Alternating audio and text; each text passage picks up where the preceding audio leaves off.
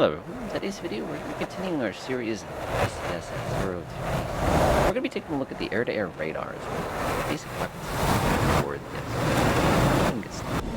So first things first, we're sitting here comfortably at 28,000.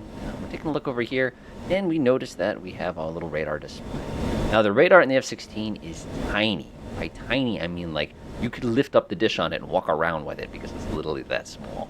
The later versions of the F-16 pack an amazing actively scanned phased array and everything like that. We have none of those things on here, so kind of keep that in the back of your head when you're tempering your expectations of efficiency. So the first things first, in an F-16, you have to go ahead, and I'm going to go ahead and freeze time here for a second to make our lives a little bit simpler, is you have to tell your system which one of these two screens is your primary. To do that, you're going to have a little button that you're going to have to be able to bind yourself to. Now, what I like to do is if I go to my controls real quick, you'll notice I have display management switch, left, up, right, down. Pressing down is going to go ahead and swap between who's in control. Left and right lets you pick it. Of course, up you can go like this. So what I'm going to do is I'm going to go ahead and press that button down. And you can see that it's gone ahead and put this little white box around here. Now, if I were to just push it left and right, you can see I actually can change what screen I have on here without having to click anything, which is awesome. So I can come over here, pop it over to this digital display. I'm going to go ahead and click this. Good to go. So now let's go ahead and take a look at the radar screen itself. Now, first thing you got to watch out for is you got this little dude in the bottom, which basically is going to be telling you where the mechanical sweep of the actual radar is. I've also got this other little knob right here, which is going to be telling you where it is in elevation. Think of this as an azimuth. The most important thing you need to know about that is the bigger volume you're scanning, the longer it's going to take to complete a scan. This button up here is going to allow you to go ahead and set whatever you're going to be using for range. I'm going to go ahead and click this button. You can go up to 80, click it again, and go up to 160, which I find a little absurd. So now contacts that you see on side of the screen are going to appear up at these little tiny weirdos like this. So I can see that I've got one here, and I can see that it looks like I have another ghost of one here. Now it's interesting that when you see this hit a certain point, you might notice a certain contact appears or disappears. Now to actually select one of these that we're interested in, we have to go ahead and bind something that allows us to go ahead and move it. I actually have several keys on the both the keyboard as well as the joystick for this purpose. Now you'll notice if I hold my little cursor here, by the way, I'm going to help you out real fast. On the keyboard, you're looking for radar cursor switch. So this, I'm going to go ahead and hold my mouse over, actually my cursor over somebody, just like that.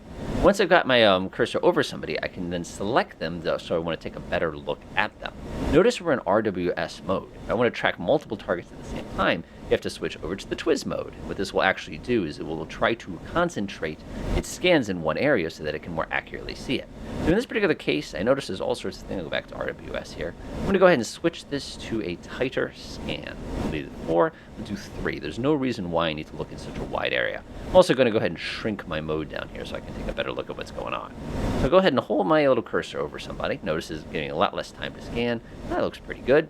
And now we're going to go ahead and select that particular target. So don't be surprised if you get little ghosts right here. To select the target we're going to be interested in, you're going to have to bind some keys to display, not display management, target management switch. Up always means get me closer, down always means gets me away. Left and right is going to give you the ability to select some other options. I'm going to hold my little cursor over him and press up once. So what this is going to do is basically put a soft lock on that particular target. After I do that, of course, if I look back up at my screen, you're going to see that it's actually going to show where it is on the map itself. I'm going to go ahead and bring my aircraft over a little bit here. Remember, I've got automatic pilot selected, so it's fighting me a little bit here.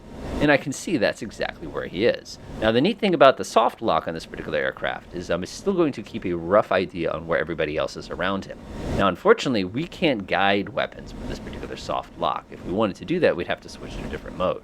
But now we're given all sorts of new useful information about the target. We know how fast they're traveling. We also know exactly how high they are and everything along those lines, in which case they're about 36,000 feet. Now you also have how far away they are, what their closing speed is, as well as when it's okay to launch a particular weapon at it. We're not going to be worrying about things like that today. Now, if I want to back out of this to lock onto somebody else, I simply press my target management switch the opposite direction. Instead of up, we're going to press it down, and whoosh, now we're back to this normal mode. So what I'm going to do now is I'm going to pop up here and press TWS. TWS gives us the ability to track multiple targets at once and actually guide weapons separately. So if I hold my cursor over somebody this time and I press my up, it's going to be a little bit more difficult. There we go. So now we've gone ahead and gotten a lock, but we're keeping an eye on everybody around them at the same time. Now, the F-16 is, like I said, pretty slick that you have this capability, but my understanding is very few people actually use it because of how difficult it is basically to do all these things while you're flying at once. Other things we're going to be interested in the radar, of course, is going to be the ability to shut the radar off, which unfortunately we don't have that button on this one, which is actually kind of a bummer, because shutting your radar off is usually useful because it doesn't let other people know where you are. If we want to do that, of course, manually, we can come down here and click on the fire control radar switch here. It's a great way to do it. Normally, of course, if you press the control option, you have a bunch of different options as far as things you can do. I usually tell people don't play with this when you're first going out there. One of the nice things is you can change the target history setting. This is basically going to be how long is it going to hold on to it. I do like playing for that, and obviously normally in the real world you'd also have all your GM modes and the ability to do anti-jamming, things like that. Don't panic on that one. Like I said, I wouldn't mess with it too much. So the next thing we're going to take a look at is what happens when you press the CRM button. This is going to bring you to the different modes of the radar. Unfortunately, we have none of these fun ones over here. We don't have ACM and DCM. ACM basically means air combat mode. We're going to look out the window and do our thing directly. If you switch it back to CRM, it's going to give you more of that wider situational awareness kind of thing like that. Other things you need to watch out for when you're using the radar, again, we're keeping things pretty basic here, is if you run out of zoom, you can always come up here and bash one of these buttons and go ahead and select it. If you go this way, of course, you can kind of move it. It's not an F-15 radar. I'm going to go ahead and switch over to RWS. There we go, so back to normal mode. Go ahead and grab one of these contacts. Now what I'm going to do is I'm going to go ahead and hit the IFF on that particular target. To do that, all we're going to do on the controls is we're just simply going to press the target management left. You're going to get this little thing on the bottom that says the word scan, and if it is a hostile target, you will get no response. Otherwise, you get a little thing on it that will say, hey, you're locking onto a friendly. Don't do that. That's dangerous. So let's go ahead and do a single target or a hard lock on this particular guy. What I'm going to do here is I'm going to press my target management up one more time, and now we're only looking at that particular target. Go ahead and unfreeze here. Go ahead and I'll pull myself up like this. And now you can see that that particular target is the only one that we're interested in at this particular time. Go ahead and shut off all my automatic pilots, which I'm fighting off here. And now this works well. Now, one of the cool things with the F-16 that I always get a real big kick out of is the fact I can come in here and I can actually turn on my helmet-mounted display by doing this right here. And as long as I have line of sight on him, you'll see that my helmet-mounted display will actually keep an eye on him as well, which makes things a little bit easier. Then if we wanted to, of course, fire a quick weapon, that'd be relatively simple. Switch to air-to-air mode. We'll go switch over to, we have one LM. That was my mistake. Looks pretty good. And that's going to be an impossibly difficult shot, but we'll try it anyway, see what happens. That's going to be, oh, that never happens, I swear. And of course, now we're completely out of energy, and that other guy's just going to outrun us. Haha, fun.